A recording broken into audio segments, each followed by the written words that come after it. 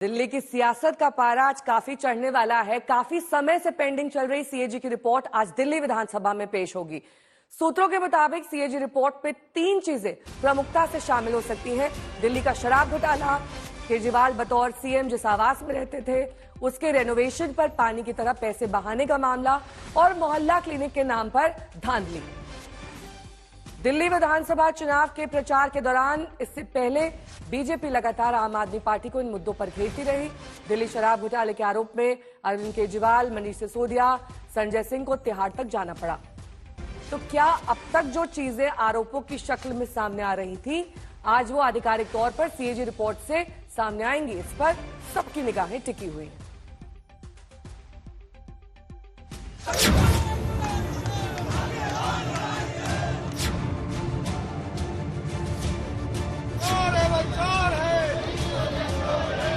घोटाले के जिन आरोपों को लेकर अरविंद केजरीवाल को जेल जाना पड़ा, जिन आरोपों में मनीष सिसोदिया और संजय सिंह को तिहाड़ में कई महीने बिताने पड़े, आज दिल्ली विधानसभा में उस घोटाले की परतें उतरने वाली हैं। दिल्ली विधानसभा में आज सीएजी रिपोर्ट पेश की जाएगी।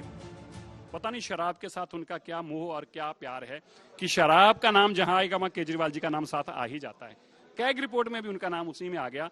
डिलीवर ऑफ लिक्कर में जो पाई गई हैं खामियां, तो एक बड़ा स्पष्ट है। ऐसे बहुत सारी चीजें हैं जो परफॉर्मेंस रिपोर्ट है। जब 3 साल तक दबा के रखी, हाई कोर्ट में जाना पड़ा विजेंद्र गुप्ता जी को, तो बात तो स्पष्ट हो गई कि गड़बड़ी तो है ही, वरना दबाने की क्या जरूरत थी। अब वो गड़बड़ी क्या थी वो हम ढूंढने को लगे। अब कैग की रिपोर्ट में आपको पता चल जाएगी। दिल्ली के मंत्रियों और बीजेपी नेताओं के संकेत को माने तो सीएजी रिपोर्ट में 3 चीजों पर बड़े खुलासे हो सकते हैं। शराब घोटाला, दिल्ली सीएम आवास, मोहल्ला क्लिनिक पर खुलासे की उम्मीद है। झूठ के आधार पे पहले ही दिन विधानसभा को चलने से रोकने की कोशिश करना, ये केवल सीएजी की रिपोर्ट का डर है। सीएजी की रिपोर्ट को उन्होंने छिपा के रखा। अगर उसमें कुछ छुपाने के लिए नहीं होता तो पिछली सरकार को सीएजी की रिपोर्ट विधानसभा में टेबल कर देनी चाहिए थी। क्योंकि उन्होंने टेबल नहीं की, इसके कारण ये लगता है कि दाल में कुछ काला है, और वो क्या है वो कल सामने आ जाएगा। मेरा ऐसा मानना है कि उसमें कुछ और सनसनीखेज खुलासे होंगे। जहां जो घोटाले हमें पता है उसके अलावा भी घोटाले निकल सकते हैं, लेकिन ये बात तय है कि जिन्होंने लूटा है उन्हें लौटाना पड़ेगा। दिल्ली विधानसभा चुनाव के दौरान सीएजी रिपोर्ट को लेकर बीजेपी आम आदमी पार्टी को घेरती रही। आरोप लगा कि आम आदमी पार्टी अपने घोटालों को छिपा रही है। यहां तक कि पीएम मोदी ने भी कहा था जिन्होंने लूटा है उन्हें लौटाना होगा। अब वही बात दिल्ली की सीएम रेखा गुप्ता भी दोहरा रही है। साफ है आज दिल्ली का सियासी पारा चढ़ने वाला है। आम आदमी पार्टी और बीजेपी के बीच जंग का नया चैप्टर शुरू होने वाला है। दिल्ली से कुमार कुणाल के साथ आज तक ब्यूरो। तो दरअसल सीएजी रिपोर्ट में क्या है, इसको लेकर उत्सुकता बनी हुई है। आज तक मिली जानकारी के मुताबिक सीएजी रिपोर्ट में दिल्ली की शराब नीति, जिसे शराब घोटाले के रूप में प्रचारित किया गया, उस पर सीएजी आकलन है। सूत्रों के मुताबिक सीएजी रिपोर्ट में कहा गया कि शराब नीति में खामियों के कारण सरकार को 2026 करोड़ का नुकसान हुआ है। शराब नीति बनाने से पहले विशेषज्ञों की सलाह ली गई थी, लेकिन उनकी सिफारिशों को माना ही नहीं गया। जिन कंपनियों की शिकायतें आई थी, जो घाटे में चल रही थी, उन्हें भी लाइसेंस दे दिए गए। कैबिनेट और उपराज्यपाल यानी एलजी से कई बड़े फैसलों पर मंजूरी नहीं ली गई। शराब नीति के नियमों को विधानसभा में पेश नहीं किया गया। कोविड-19 के नाम पर 144 करोड़ की लाइसेंस फीस माफ कर दी गई, जबकि ऐसा करने की कोई जरूरत ही नहीं थी। शराब की दुकानें हर जगह समान रूप से नहीं बांटी गई। सूत्रों के मुताबिक सीएजी रिपोर्ट में दिल्ली सीएम हाउस पर ऑडिट रिपोर्ट शामिल है। रिपोर्ट में उसी बंगले का जिक्र है जिसमें दिल्ली के पूर्व मुख्यमंत्री अरविंद केजरीवाल रहते थे। रिपोर्ट में कहा गया कि 6 फ्लैगस्टाफ रोड वाले बंगले को और बड़ा करने के लिए नियमों का उल्लंघन करके कैंप ऑफिस और स्टाफ ब्लॉक को भी उसमें शामिल कर लिया गया। रिपोर्ट के मुताबिक 6 फ्लैगस्टाफ रोड पर मुख्यमंत्री आवास के मरम्मत कार्य के लिए पीडब्ल्यूडी ने टाइप 7 और टाइप 8 आवास के लिए सीपीडब्ल्यूडी ने लगभग 8 करोड़ रुपए का बजट एस्टिमेट बनाया था, लेकिन इस पर कुल 33.66 करोड़ रुपए खर्च हुए, जो एस्टिमेटेड कॉस्ट से 342% ज्यादा था।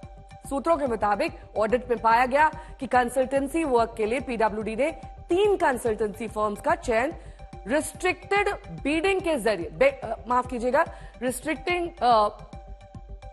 बीडिंग के जरिए पीछे का उनका कारण स्पष्ट नहीं करा गया, और ऑडिट में पाया गया कि जिन 5 ठेकेदारों को सीएम आवास के मरम्मत का कार्य सौंपा गया, उनमें सिर्फ एक के पास ऐसा बंगला बनाने का अनुभव था, जो दर्शाता है कि रिस्ट्रिक्टेड बिडिंग के लिए अन्य 4 कॉन्ट्रैक्टर्स का चयन मनमाने ढंग से किया गया। सीएजी के ऑडिट में पाया गया कि दिल्ली लोक निर्माण विभाग ने बंगले का दायरा 1397 वर्ग मीटर से 1905 वर्ग मीटर यानी 36% तक बढ़ा दिया।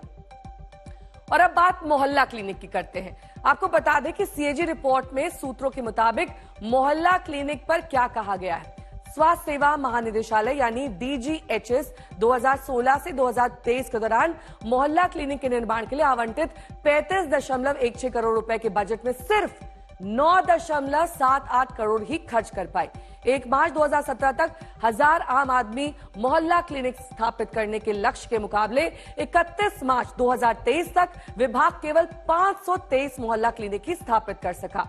सूत्रों के मुताबिक कैग की ऑडिट में पाया गया कि दिल्ली के 4 जिलों में 218 में से 41 मोहल्ला क्लिनिक डॉक्टर्स की कमी और स्टाफ की छुट्टी होने के कारण महीने में 15 दिन से लेकर 23 दिन तक की अवधि के लिए बंद रहे।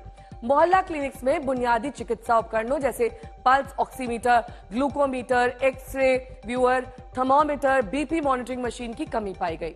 अक्टूबर 2022 से मार्च 2023 की अवधि के दौरान मोहल्ला क्लिनिक्स में आने वाले 70% मरीजों को 1 मिनट से भी कम समय का मेडिकल कंसल्टेशन मिला। सुशांत मेहरा मेरे सहयोगी जुड़ गए हैं तमाम जानकारी के साथ। सुशांत, सीएजी रिपोर्ट में क्या कुछ कहा जा सकता है ये तो हमने डिटेल में बता दिया, लेकिन आज जब ये रिपोर्ट पेश होगी, जाहिर तौर पर कई सारे ऐसे मौके आएंगे जिसमें आप अरविंद केजरीवाल से लेकर आतिशी और साथ ही मनीष सिसोदिया पर सीधे तौर पर प्रहार कर सकते हैं। आतिशी को छोड़ दें, बाकी सभी अपनी सीटें हार चुके हैं, तो ऐसे में आज का विधानसभा सत्र काफी हंगामेदार रहने वाला है। देखिए नेहा, जाहिर तौर पर आज 11 बजे उपराज्यपाल का अभिभाषण है और 12 बजे के आसपास ये अभिभाषण खत्म होगा। उसके तुरंत बाद सीएजी की रिपोर्ट जो है वो विधानसभा पर टेबल जो है वो कर दी जाएगी। कुल 14 रिपोर्ट्स हैं, उनमें से जो हमारे को जानकारी मिली है आज 2 से 3 रिपोर्ट ही सीएजी की रिपोर्ट जो है वो टेबल हो सकती है। देखना ये होगा कि जो टेबल की जाएंगी रिपोर्ट, उनमें से कौन सी रिपोर्ट पहले पेश की जाती है। क्या वो रिपोर्ट शीश महल को लेकर के है, चाहे वो लीकर को लेकर के, या फिर पोल्यूशन को, या फिर डीटीसी को लेकर के। जाहिर तौर पर आज पूरा दिन जो है वो हंगामेदार होने वाला है, क्योंकि सीएजी की रिपोर्ट को लेकर के ही बीजेपी ने चुनाव में काफी ज्यादा हमले जो है वो आम आदमी पार्टी पर किए थे। आम आदमी पार्टी ने साफ तौर पर कहा कि उनकी इमेज को डैमेज किया जा रहा है, लेकिन इस तरीके के कोई भी भ्रष्टाचार के आरोप जो है वो सिद्ध नहीं होंगे। लेकिन जब टेबल की रिपोर्ट जब टेबल होगी तो निश्चित तौर पर आम आदमी पार्टी की मुश्किलें बढ़ेंगी। जो ये रिपोर्ट्स हैं उसमें कई मंत्रालय हैं, खास तौर पर अगर बात की जाए लीकर का मंत्रालय जो कि मनीष सिसोदिया जो कि पूर्व उप मुख्यमंत्री थे उनके अंडर में आता था। स्वास्थ्य से रिलेटेड अगर बात की जाए अस्पतालों और मोहल्ला क्लिनिक का मामला, वो सत्येंद्र जैन साहब वो भी चुनाव हार चुके हैं।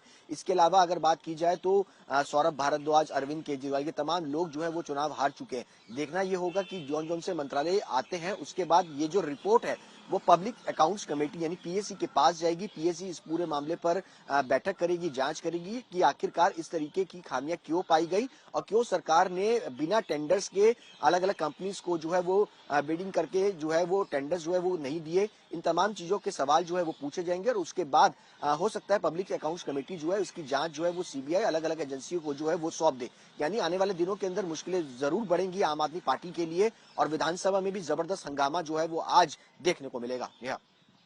ठीक है, बड़ी खबर आपको बता दें, कुल मिलाकर 14 सीएजी रिपोर्ट पेश होनी है, जिसमें से 2 से 3 सीएजी रिपोर्ट आज पेश हो सकती है। तो एक क्रमवार तरीका है, क्योंकि 3 दिन का विधानसभा सत्र है, इसलिए अलग अलग दिन सीएजी रिपोर्ट पेश की जाएंगी। आज 2 से 3 सीएजी रिपोर्ट पेश की जा सकती है, कुल 14 रिपोर्ट पेश होनी है।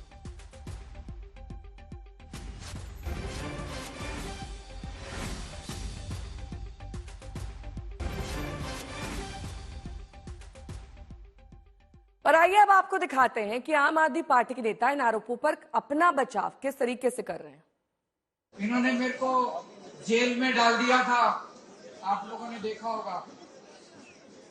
5 महीने जेल में रहा, झूठा फर्जी केस करके। उन्होंने बड़ी कोशिश करी जेल में मेरे को तोड़ने की, तरह तरह से इन्होंने यातनाएं दी। इनका मकसद था किसी भी तरह से केजरीवाल को झुका दो, केजरीवाल को तोड़ दो।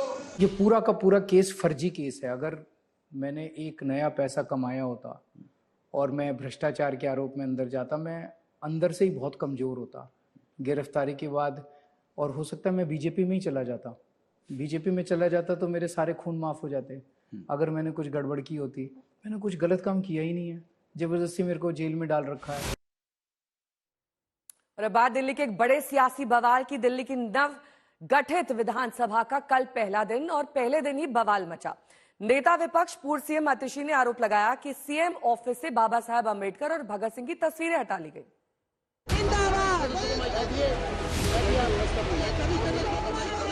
62 से 22 पे आ गए, इनको समझ में नहीं आ रहा। माइक खोल दिया जाए। दलित विरोधी मानसिकता है, सिख विरोधी मानसिकता है। विपक्ष जो है सदन को सुचारू रूप से नहीं चलने देना चाहता। मैं चेतावनी देता हूँ, इनको पैसे दे दो, पैसे 10 गाड़ियाँ दे दो। दिल्ली में अगले 5 साल तक विधानसभा की क्या सूरत होगी, उसकी झलक कल सत्र के पहले ही दिन कुछ इस तरह से मिल गई। मानसिकता है, सिख विरोधी मानसिकता। विधानसभा सत्र के पहले ही दिन नेता विपक्ष आतिशी ने फुल हंगामा मचा डाला। आतिशी ने पहले तो विजेंद्र गुप्ता को स्पीकर बनने पर बधाई दी और उसके बाद आतिशी ने जो रूप दिखाया, बीजेपी के विधायक उठ खड़े होते हैं। एक बात पे बहुत दुख व्यक्त करूंगी, जो आपके स्पीकर होने के नाते आपकी दिल्ली विधानसभा में जो दलित विरोधी, सिख विरोधी एक्शन हुआ है, मुख्यमंत्री कार्यालय से बाबा साहब भीमराव अंबेडकर की और शहीद आजम भगत सिंह की फोटो हटा दी गई है, जो दिखाता है कि भारतीय जनता पार्टी की दलित विरोधी मानसिकता है, सिख विरोधी मानसिकता है। बाबा साहब भीमराव अंबेडकर कौन है? वो व्यक्ति हैं जिन्होंने भारत को संविधान दिया। बाबा साहब भीमराव अंबेडकर वो व्यक्ति हैं जिन्होंने दलितों को अधिकार दिया। शहीद आजम भगत सिंह वो व्यक्ति हैं जिन्होंने 23 साल की उम्र पर जान गंवा दी भारत को आजादी दिलाने के लिए। लेकिन भारतीय जनता पार्टी ने सरकार में आते ही मुख्यमंत्री कार्यालय से बाबा साहब भीमराव अंबेडकर की तस्वीर हटा दी। अरविंद केजरीवाल जी थे और मैं थी तब, ये फोटो थी। अब वहां से इन फोटोओं को हटा के ये फोटोज लगवा दी गई। आतिशी ने आरोप लगाया कि दिल्ली में बीजेपी के सत्ता में आते ही सीएम ऑफिस से बाबा साहेब अंबेडकर और शहीद भगत सिंह की तस्वीरें हटाई गई हैं। आतिशी जब विधानसभा में गरज रही थी तो बीजेपी विधायक और मंत्री मनजिंदर सिंह सिरसा ने पलटवार किया।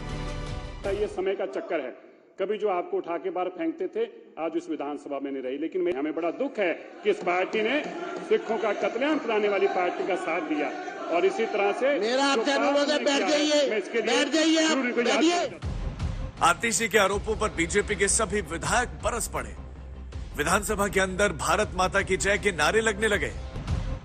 आतिशी ने आरोप लगाया कि बीजेपी की मानसिकता सिख और दलित विरोधी है, इसीलिए सीएम ऑफिस से बाबा साहेब अंबेडकर और भगत सिंह की तस्वीरें हटाई गई।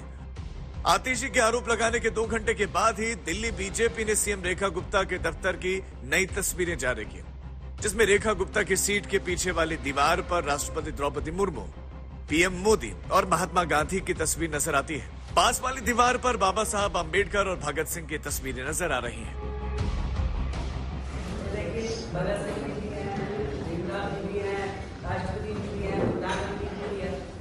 अब जब वो बैठे थे तो अपने हिसाब से बैठे थे, अब हम बैठेंगे तो हम भी तो अपने हिसाब से बैठेंगे।